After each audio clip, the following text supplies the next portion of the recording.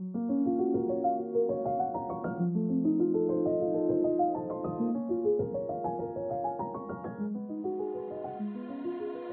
mot parti est pris ici dans la signification qu'il a sur le continent européen.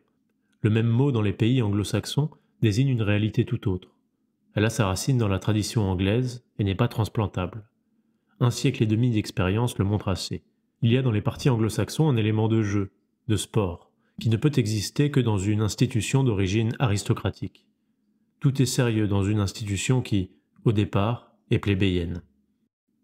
L'idée de parti n'entrait pas dans la conception politique française de 1789, sinon comme un mal à éviter. Mais il y eut le club des Jacobins. C'était d'abord un lieu de libre discussion. Ce ne fut aucune espèce de mécanisme fatal qui le transforma. C'est uniquement la pression de la guerre et de la guillotine qui en fit un parti totalitaire. Les luttes des factions sous la Terreur furent gouvernées par la pensée si bien formulée par Tomsky, un parti au pouvoir et tous les autres en prison. Ainsi, sur le continent d'Europe, le totalitarisme est le péché originel des partis. C'est d'une part l'héritage de la Terreur, d'autre part l'influence de l'exemple anglais, qui installa les partis dans la vie publique européenne. Le fait qu'ils existent n'est nullement un motif de les conserver. Seul le bien est un motif légitime de conservation. Le mal des partis politiques saute aux yeux. Le problème à examiner, c'est s'il y a en eux un bien qui l'emporte sur le mal et rend ainsi leur existence désirable. Mais il est beaucoup plus à propos de demander « y a-t-il en eux même une partie infinitésimale de bien ? Ne sont-ils pas du mal à l'état pur, ou presque ? S'ils sont du mal, il est certain qu'en fait, et dans la pratique, ils ne peuvent produire que du mal. C'est un article de foi. Un bon arbre ne peut jamais porter de mauvais fruits, ni un arbre pourri de beaux fruits. Mais il faut d'abord reconnaître quel est le critère du bien. Ce ne peut être que la vérité, la justice, et en second lieu, l'utilité publique. La démocratie, le pouvoir du plus grand nombre, ne sont pas des biens. Ce sont des moyens en vue du bien, estimés efficaces à tort ou à raison. Si la République de Weimar, au lieu de Hitler, avait décidé par les voies les plus rigoureusement parlementaires et légales de mettre les Juifs dans des camps de concentration et de les torturer avec raffinement jusqu'à la mort, les tortures n'auraient pas eu un atome de légitimité de plus qu'elles n'ont maintenant. Or, pareille chose n'est nullement inconcevable. Seul ce qui est juste est légitime. Le crime et le mensonge ne le sont en aucun cas. Notre idéal républicain procède entièrement de la notion de volonté générale due à Rousseau. Mais le sens de la notion a été perdu presque tout de suite, parce qu'elle est complexe et demande un degré d'attention élevé. Quelques chapitres mis à part, peu de livres sont beaux, forts, lucides et clairs comme le contrat social. On dit que peu de livres ont eu autant d'influence. Mais en fait, tout s'est passé et se passe encore comme s'il n'avait jamais été lu. Rousseau partait de deux évidences. L'une, que la raison discerne et choisit la justice et l'utilité innocente, et que tout crime a pour mobile la passion. L'autre, que la raison est identique chez tous les hommes, au lieu que les passions, le plus souvent, diffèrent. Par suite, si, sur un problème général, chacun réfléchit tout seul et exprime une opinion, et si ensuite les opinions sont comparées entre elles, probablement elles coïncideront par la partie juste et raisonnable de chacune, et différeront par les injustices et les erreurs. C'est uniquement en vertu d'un raisonnement de ce genre qu'on admet que le consensus universel indique la vérité. La vérité est unique. La justice est unique. Les erreurs, les injustices sont indéfiniment variables. Ainsi les hommes convergent dans le juste et le vrai, au lieu que le mensonge et le crime les font indéfiniment diverger. L'union étant une force matérielle, on peut espérer trouver là une ressource pour rendre ici-bas la vérité et la justice matériellement plus fortes que le crime et l'erreur. Il y faut un mécanisme convenable. Si la démocratie constitue un tel mécanisme, elle est bonne. Autrement, non. Un vouloir injuste commun à toute la nation n'était aucunement supérieur aux yeux de Rousseau, et il était dans le vrai, au vouloir injuste d'un seul homme. Rousseau pensait seulement que le plus souvent, un vouloir commun à tout un peuple est en fait conforme à la justice, par la neutralisation mutuelle et la compensation des passions particulières. C'était là pour lui l'unique motif de préférer le vouloir du peuple à un vouloir particulier. C'est ainsi qu'une certaine masse d'eau, quoique composée de particules qui se meuvent et se heurtent sans cesse, est dans un équilibre et un repos parfait. Elle renvoie aux objets leurs images avec une vérité irréprochable. Elle indique parfaitement le plan horizontal. Elle dit sans erreur la densité des objets qu'on y plonge. Si des individus passionnés, enclins par la passion au crime et au mensonge, se composent de la même manière en un peuple véridique et juste, alors il est bon que le peuple soit souverain. Une constitution démocratique est bonne si d'abord elle accomplit dans le peuple cet état d'équilibre, et si ensuite seulement elle fait en sorte que les vouloirs du peuple soient exécutés. Le véritable esprit de 1789 consiste à penser non pas qu'une chose est juste parce que le peuple la veut, mais qu'à certaines conditions, le vouloir du peuple a plus de chances qu'aucun autre vouloir d'être conforme à la justice. Il y a plusieurs conditions indispensables pour pouvoir appliquer la notion de volonté générale. Deux doivent particulièrement retenir l'attention. L'une est qu'au moment où le peuple prend conscience d'un de ses vouloirs et l'exprime, il n'y ait aucune espèce de passion collective. Il est tout à fait évident que le raisonnement de Rousseau tombe dès qu'il y a passion collective. Rousseau le savait bien. La passion collective est une impulsion de crime et de mensonge infiniment plus puissante qu'aucune passion individuelle. Les impulsions mauvaises, en ce cas, loin de se neutraliser, se portent mutuellement à la millième puissance. La pression est presque irrésistible, sinon pour les saints authentiques. Une eau mise en mouvement par un courant violent, impétueux, ne reflète plus les objets, n'a plus une surface horizontale, n'indique plus les densités. Et il importe très peu qu'elle soit mue par un seul courant ou par 5 ou 6 courants qui se heurtent et font des remous. Elle est également troublée dans les deux cas. Si une seule passion collective saisit tout un pays, le pays entier est unanime dans le crime. Si 2 ou 4 ou 5 ou 10 passions collectives le partagent, il est divisé en plusieurs bandes de criminels. Les passions divergentes ne se neutralisent pas, comme c'est le cas pour une poussière de passions individuelles fondues dans une masse. Le nombre est bien trop petit, la force de chacune est bien trop grande pour qu'il puisse y avoir neutralisation. La lutte les exaspère. Elle se heurte avec un bruit vraiment infernal, et qui rend impossible d'entendre même une seconde la voix de la justice et de la vérité. Toujours presque imperceptible. Quand il y a passion collective dans un pays, il y a probabilité pour que n'importe quelle volonté particulière soit plus proche de la justice et de la raison que la volonté générale, ou plutôt que ce qui en constitue la caricature. La seconde condition est que le peuple ait à exprimer son vouloir à l'égard des problèmes de la vie publique et non pas à faire seulement un choix de personne, encore moins un choix de collectivité irresponsable, car la volonté générale est sans aucune relation avec un tel choix. S'il y a eu en 1789 une certaine expression de la volonté générale, bien qu'on eût adopté le système représentatif faute de savoir en imaginer un autre, c'est qu'il y avait eu bien autre chose que des élections. Tout ce qu'il y avait de vivant à travers tout le pays, et le pays débordait alors de vie, avait cherché à exprimer une pensée par l'organe des cahiers de revendication. Les représentants s'étaient en grande partie fait connaître au cours de cette coopération dans la pensée. Ils en gardaient la chaleur. Ils sentaient le pays attentif à leurs paroles, jaloux de surveiller si elles traduisaient exactement ses aspirations. Pendant quelque temps, peu de temps, ils furent vraiment de simples organes d'expression pour la pensée publique. Pareille chose ne se produisit jamais plus. Le seul énoncé de ces deux conditions montre que nous n'avons jamais rien connu, qui ressemble même de loin à une démocratie. Dans ce que nous nommons de ce nom, jamais le peuple n'a l'occasion, ni le moyen, d'exprimer un avis sur aucun problème de la vie publique. Et tout ce qui échappe aux intérêts particuliers est livré aux passions collectives, lesquelles sont systématiquement, officiellement, encouragées. L'usage même des mots de démocratie et de république oblige à examiner avec une attention extrême les deux problèmes que voici. Comment donner en fait aux hommes qui composent le peuple de France la possibilité d'exprimer parfois un jugement sur les grands problèmes de la vie publique? Comment empêcher, au moment où le peuple est interrogé, qu'il circule à travers lui aucune espèce de passion collective? Si on ne pense pas à ces deux points, il est inutile de parler de légitimité républicaine. Des solutions ne sont pas faciles à concevoir, mais il est évident, après examen attentif, que toute solution impliquerait d'abord la suppression des partis politiques. Pour apprécier les partis politiques selon le critère de la vérité, de la justice, du bien public, il convient de commencer par en discerner les caractères essentiels. On peut en énumérer 3. Un parti politique est une machine à fabriquer de la passion collective. Un parti politique est une organisation construite de manière à exercer une pression collective sur la pensée de chacun des êtres humains qui en sont membres. La première fin est, en dernière analyse, l'unique fin de tout parti politique est sa propre croissance, et cela sans aucune limite. Par ce triple caractère, tout parti est totalitaire, en germe et en aspiration. S'il ne l'est pas en fait, c'est seulement parce que ceux qui l'entourent ne le sont pas moins que lui. Ces trois caractères sont des vérités de fait évidentes à quiconque s'est approché de la vie des partis. Le troisième est un cas particulier d'un phénomène qui se produit partout où le collectif domine les êtres pensants. C'est le retournement de la relation entre fin et moyen.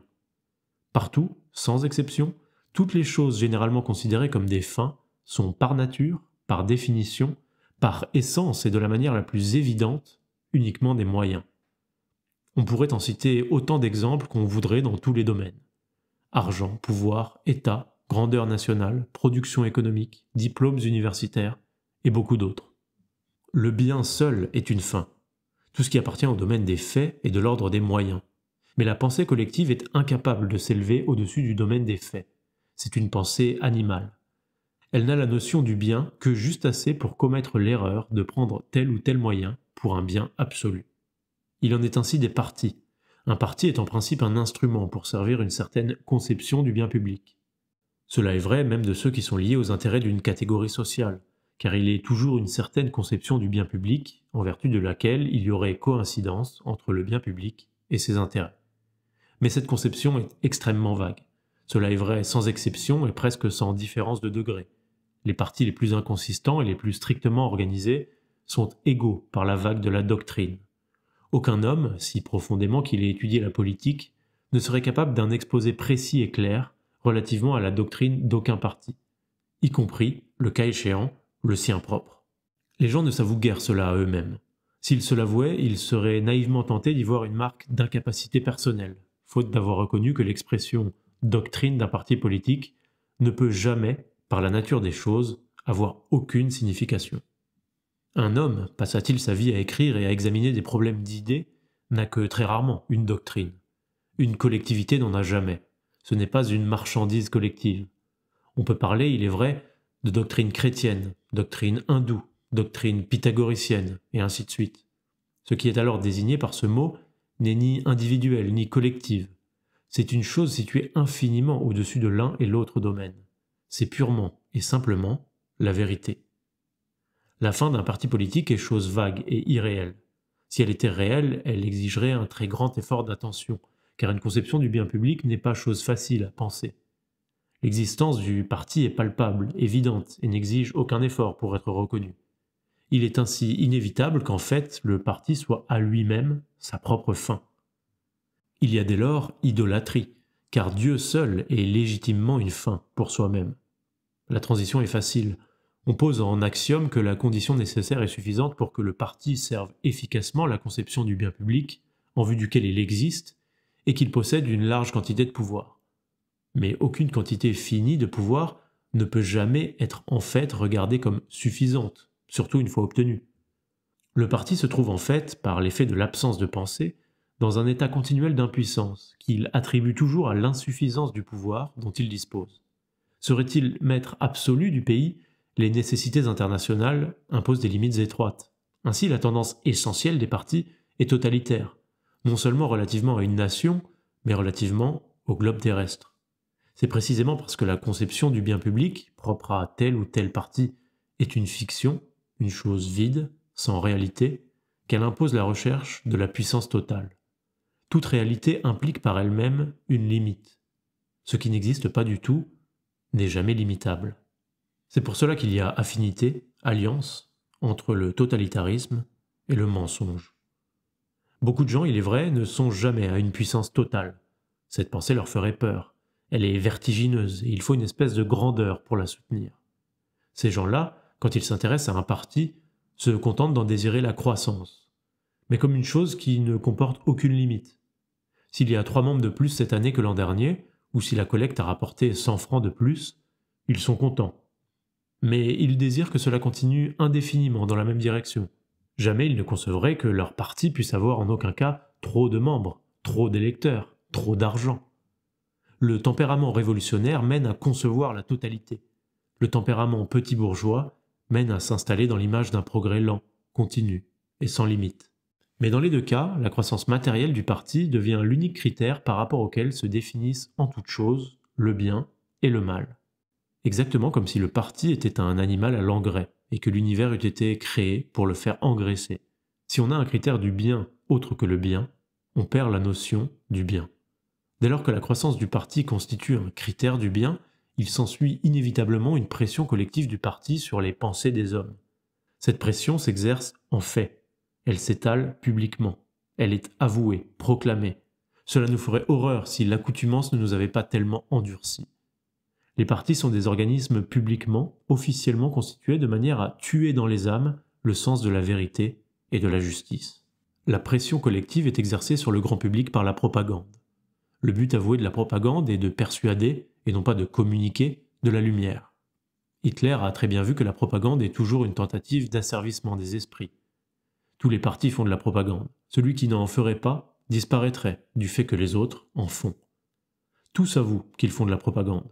Aucun n'est audacieux dans le mensonge au point d'affirmer qu'il entreprend l'éducation du public, qu'il forme le jugement du peuple.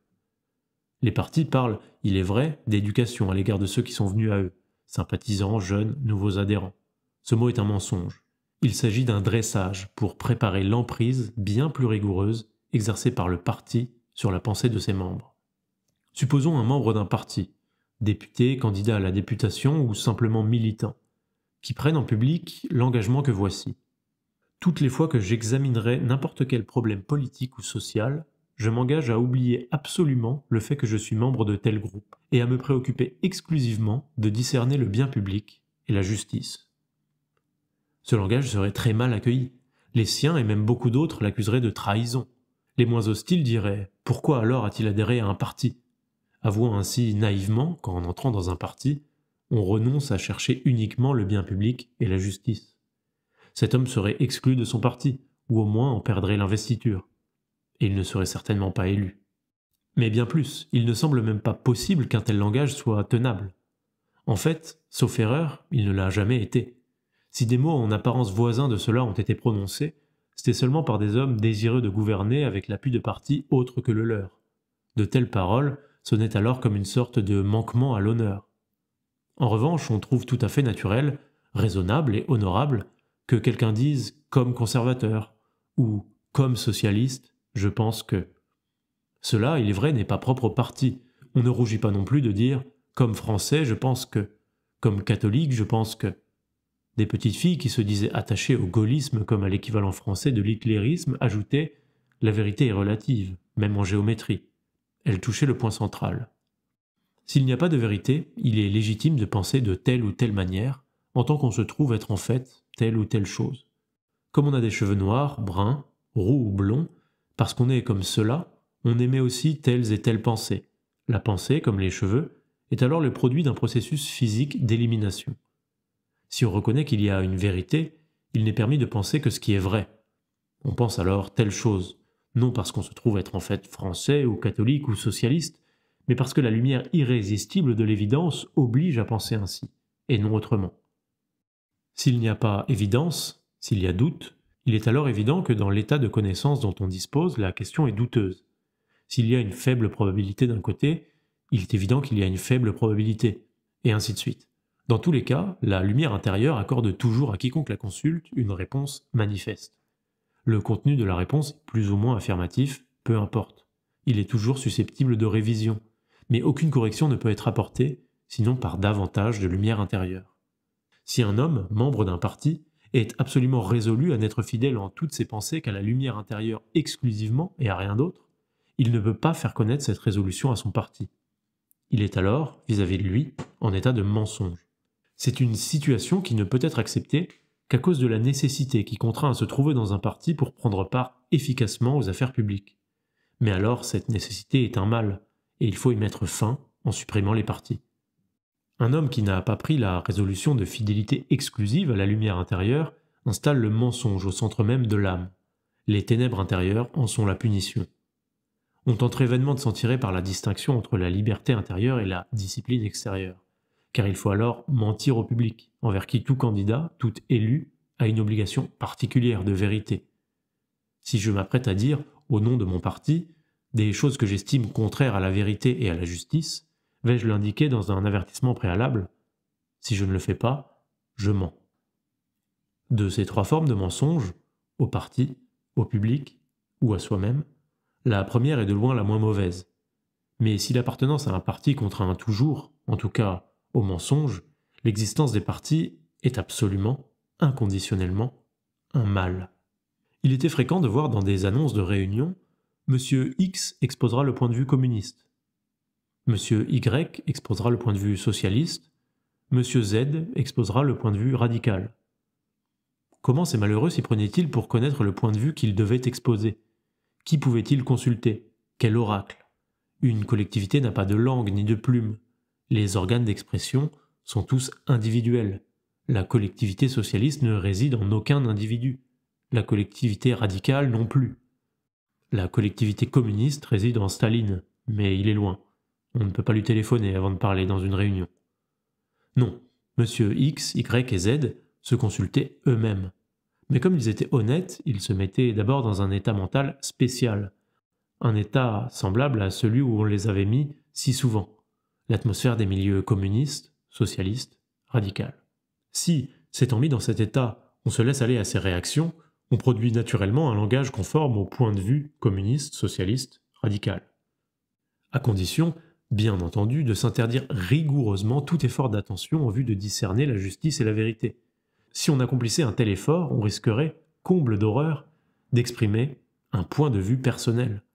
Car de nos jours, l'attention vers la justice et la vérité est regardée comme répondant à un point de vue personnel. Quand Ponce Pilate a demandé au Christ « Qu'est-ce que la vérité ?», le Christ n'a pas répondu. Il avait répondu d'avance en disant « Je suis venu porter témoignage pour la vérité ». Il n'y a qu'une réponse. La vérité, ce sont les pensées qui surgissent dans l'esprit d'une créature pensante uniquement, totalement, exclusivement désireuse de la vérité. Le mensonge, l'erreur, mots synonymes, ce sont les pensées de ceux qui ne désirent pas la vérité, et de ceux qui désirent la vérité et autre chose en plus. Par exemple, qui désirent la vérité et en plus la conformité avec telle ou telle pensée établie. Mais comment désirer la vérité sans rien savoir d'elle? C'est là le mystère des mystères, les mots qui expriment une perfection inconcevable à l'homme, Dieu, vérité, justice, prononcés intérieurement avec désir, sans être joints à aucune conception, ont le pouvoir d'élever l'âme et de l'inonder de lumière. C'est en désirant la vérité à vide et sans tenter d'en deviner d'avance le contenu qu'on reçoit la lumière. C'est là tout le mécanisme de l'attention. Il est impossible d'examiner les problèmes effroyablement complexes de la vie publique en étant attentif à la fois, d'une part à discerner la vérité, la justice, le bien public, d'autre part à conserver l'attitude qui convient à un membre de tel groupement. La faculté humaine d'attention n'est pas capable simultanément des deux soucis. En fait, quiconque s'attache à l'un abandonne l'autre. Mais aucune souffrance n'attend celui qui abandonne la justice et la vérité, au lieu que le système des partis comporte les pénalités les plus douloureuses pour l'indocilité. Des pénalités qui atteignent presque tout, la carrière, les sentiments, l'amitié, la réputation, la partie extérieure de l'honneur, parfois même la vie de famille. Le Parti communiste a porté le système à sa perfection. Même chez celui qui intérieurement ne cède pas, l'existence de pénalités fausse inévitablement le discernement. Car s'il veut réagir contre l'emprise du parti, cette volonté de réaction est elle-même un mobile étranger à la vérité, et dont il faut se méfier. Mais cette méfiance aussi, et ainsi de suite. L'attention véritable est un état tellement difficile à l'homme, tellement violent, que tout trouble personnel de la sensibilité suffit à y faire obstacle. Il en résulte l'obligation impérieuse de protéger autant qu'on peut la faculté de discernement qu'on porte en soi-même, contre le tumulte des espérances et des craintes personnelles.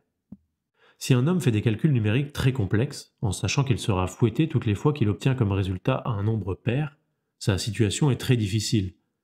Quelque chose dans la partie charnelle de l'âme le poussera à donner un petit coup de pouce au calcul pour obtenir toujours un nombre impair. En voulant réagir, il risquera de trouver un nombre pair, même là où il n'en faut pas. Prise dans cette oscillation, son attention n'est plus intacte.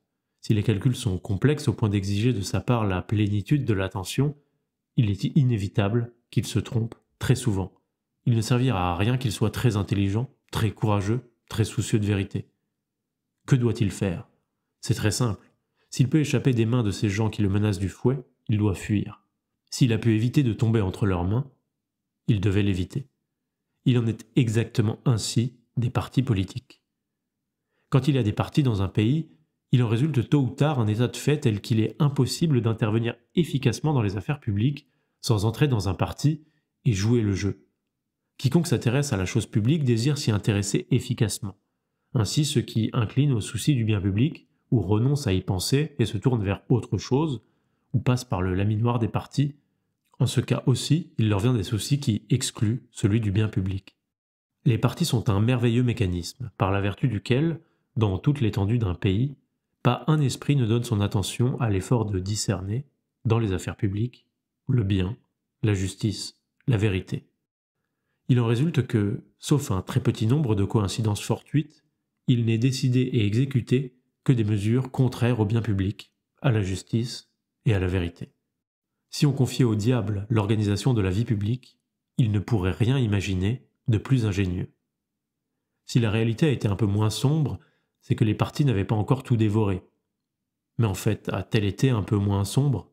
N'était-elle pas exactement aussi sombre que le tableau esquissé ici? L'événement ne l'a-t-il pas montré? Il faut avouer que le mécanisme d'oppression spirituelle et mentale, propre au parti, a été introduit dans l'histoire par l'Église catholique, dans sa lutte contre l'hérésie. Un converti qui entre dans l'Église, ou un fidèle qui délibère avec lui-même et résout d'y demeurer, a aperçu dans le dogme du vrai et du bien. Mais en franchissant le seuil, il professe du même coup n'être pas frappé par les anathèmes, c'est-à-dire accepter en bloc tous les articles dits de foi stricte. Ces articles, il ne les a pas étudiés. Même avec un haut degré d'intelligence et de culture, une vie entière ne suffirait pas à cette étude, vu qu'elle implique celle des circonstances historiques de chaque condamnation. Comment adhérer à des affirmations qu'on ne connaît pas? Il suffit de se soumettre inconditionnellement à l'autorité d'où elles émanent. C'est pourquoi saint Thomas ne veut soutenir ces affirmations que par l'autorité de l'Église, à l'exclusion de tout autre argument. Car, dit-il, il n'en faut pas davantage pour ceux qui l'acceptent, et aucun argument ne persuaderait ceux qui la refusent. Ainsi, la lumière intérieure de l'évidence, cette faculté de discernement accordée d'en haut à l'âme humaine comme réponse au désir de vérité, est mise au rebut, condamnée aux tâches serviles, comme de faire des additions, exclue de toutes les recherches relatives à la destinée spirituelle de l'homme. Le mobile de la pensée n'est plus le désir inconditionné, non défini, de la vérité, mais le désir de la conformité avec un enseignement établi d'avance. Que l'Église fondée par le Christ ait ainsi dans une si large mesure étouffé l'esprit de vérité, et si, malgré l'Inquisition, elle ne l'a pas fait totalement, c'est que la mystique offrait un refuge sûr, c'est une ironie tragique. On l'a souvent remarqué. Mais on a moins remarqué une autre ironie tragique. C'est que le mouvement de révolte contre l'étouffement des esprits sous le régime inquisitorial a pris une orientation telle qu'il a poursuivi l'œuvre d'étouffement des esprits. La réforme et l'humanisme de la Renaissance, double produit de cette révolte, ont largement contribué à susciter, après 3 siècles de maturation, l'esprit de 1789. Il en est résulté, après un certain délai, notre démocratie fondée sur le jeu des partis, dont chacun est une petite église profane armée de la menace d'excommunication. L'influence des partis a contaminé toute la vie mentale de notre époque. Un homme qui adhère à un parti a vraisemblablement aperçu dans l'action et la propagande de ce parti des choses qui lui ont paru justes et bonnes, mais il n'a jamais étudié la position du parti relativement à tous les problèmes de la vie publique. En entrant dans le parti, il accepte des positions qu'il ignore. Ainsi, il soumet sa pensée à l'autorité du parti. Quand peu à peu il connaîtra ses positions, il les admettra sans examen. C'est exactement la situation de celui qui adhère à l'orthodoxie catholique, comme le fait saint Thomas. Si un homme disait en demandant sa carte de membre « Je suis d'accord avec le parti sur tel, tel et tel point. Je n'ai pas étudié ses autres positions et je réserve entièrement mon opinion tant que je n'en aurai pas fait l'étude. » On le prierait sans doute de repasser plus tard. Mais en fait, sauf exception très rare, un homme qui entre dans un parti adopte docilement l'attitude d'esprit qu'il exprimera plus tard par les mots « Comme monarchiste, comme socialiste, je pense que… » C'est tellement confortable. Car ce n'est pas à penser. Il n'y a rien de plus confortable que de ne pas penser. Quant au troisième caractère des partis, à savoir qu'ils sont des machines à fabriquer de la passion collective, il est si visible qu'il n'a pas à être établi. La passion collective est l'unique énergie dont disposent les partis pour la propagande extérieure et pour la pression exercée sur l'âme de chaque membre. On avoue que l'esprit de parti aveugle, rend sourd à la justice, pousse même d'honnêtes gens à l'acharnement le plus cruel contre des innocents. On l'avoue, mais on ne pense pas à supprimer les organismes qui fabriquent un tel esprit. Cependant, on interdit les stupéfiants. Il y a quand même des gens à donner aux stupéfiants. Mais il y en aurait davantage si l'État organisait la vente de l'opium et de la cocaïne dans tous les bureaux de tabac, avec affiches de publicité pour encourager les consommateurs. La conclusion, c'est que l'institution des partis semble bien constituée du mal à peu près sans mélange. Ils sont mauvais dans leurs principes, et pratiquement, leurs effets sont mauvais. La suppression des partis serait du bien presque pur. Elle est éminemment légitime en principe et ne paraît susceptible pratiquement que de bons effets. Les candidats diront aux électeurs non pas j'ai telle étiquette, ce qui pratiquement n'apprend rigoureusement rien au public sur leur attitude concrète concernant les problèmes concrets, mais je pense telle chose à l'égard de tel grand problème. Les élus s'associeront et se dissocieront selon le jeu naturel et mouvant des affinités. Je peux très bien être en accord avec monsieur A sur la colonisation et en désaccord avec lui sur la propriété paysanne, et inversement pour monsieur B. Si on parle de colonisation, j'irai avant la séance causer un peu avec monsieur A, si on parle de propriété paysanne, avec monsieur B. La cristallisation artificielle en partie coïncidait si peu avec les affinités réelles qu'un député pouvait être en désaccord pour toutes les attitudes concrètes avec un collègue de son parti et en accord avec un homme d'un autre parti. Combien de fois en Allemagne en 1932, un communiste et un nazi, discutant dans la rue, ont été frappés de vertige mental en constatant qu'ils étaient d'accord sur tous les points. Hors du Parlement, comme il existerait des revues d'idées, il y aurait tout naturellement autour d'elles des milieux. Mais ces milieux devraient être maintenus à l'état de fluidité. C'est la fluidité qui se distingue du parti, un milieu d'affinité, et l'empêche d'avoir une mauvaise influence. Quand on fréquente amicalement celui qui dirige telle revue, ceux qui y écrivent souvent, quand on y écrit soi-même, on sait qu'on est en contact avec le milieu de cette revue. Mais on ne sait pas soi-même si on en fait partie. Il n'y a pas de distinction nette entre le dedans et le dehors. Plus loin, il y a ceux qui lisent la revue et connaissent un ou deux de ceux qui y écrivent. Plus loin, les lecteurs réguliers qui y puisent une inspiration. Plus loin, les lecteurs occasionnels. Mais personne ne songerait à penser ou à dire « en tant que lié à telle revue, je pense que… » Quand des collaborateurs à une revue se présentent aux élections, il doit leur être interdit de se réclamer de la revue. Il doit être interdit à la revue de leur donner une investiture ou d'aider directement ou indirectement leur candidature, ou même d'en faire mention. Tout groupe d'amis de telle revue devrait être interdit. Si une revue empêche ses collaborateurs, sous peine de rupture, de collaborer à d'autres publications quelles qu'elles soient, elle doit être supprimée dès que le fait est prouvé. Ceci implique un régime de la presse rendant impossible les publications auxquelles il est déshonorant de collaborer. Toutes les fois qu'un milieu tentera de se cristalliser en donnant un caractère défini à la qualité de membre, il y aura répression pénale quand le fait semblera établi. Bien entendu, il y aura des partis clandestins, mais leurs membres auront mauvaise conscience. Ils ne pourront plus faire profession publique de servilité d'esprit. Ils ne pourront faire aucune propagande au nom du parti. Le parti ne pourra plus les tenir dans un réseau sans issue d'intérêts, de sentiments et d'obligations. Toutes les fois qu'une loi est impartiale, équitable et fondée sur une vue du bien public, facilement assimilable pour le peuple, elle affaiblit tout ce qu'elle interdit. Elle l'affaiblit du fait seul qu'elle existe, et indépendamment des mesures répressives qui cherchent à en assurer l'application. Cette majesté intrinsèque de la loi est un facteur de la vie publique, qui est oublié depuis longtemps et dont il faut faire usage. Il semble n'y avoir dans l'existence de partis clandestins aucun inconvénient qui ne se trouve à un degré bien plus élevé du fait des partis légaux. D'une manière générale, un examen attentif ne semble laisser voir à aucun égard aucun inconvénient d'aucune espèce attaché à la suppression des partis. Par un singulier paradoxe, les mesures de ce genre, qui sont sans inconvénient, sont en fait celles qui ont le moins de chances d'être décidées. On se dit, si c'était si simple, pourquoi est-ce que cela n'aurait pas été fait depuis longtemps? Pourtant, généralement, les grandes choses sont faciles et simples. Celle-ci étendrait sa vertu d'assainissement bien au-delà des affaires publiques, car l'esprit de parti en est arrivé à tout contaminer. Les institutions qui déterminent le jeu de la vie publique influencent toujours dans un pays la totalité de la pensée, à cause du prestige du pouvoir. On en est arrivé à ne presque plus penser, dans aucun domaine, qu'en prenant position pour ou contre une opinion. Ensuite, on cherche des arguments, selon le cas, soit pour, soit contre. C'est exactement la transposition de l'adhésion à un parti. D'autres, ayant pris position pour une opinion, ne consentent à examiner rien qui lui soit contraire. C'est la transposition de l'esprit totalitaire.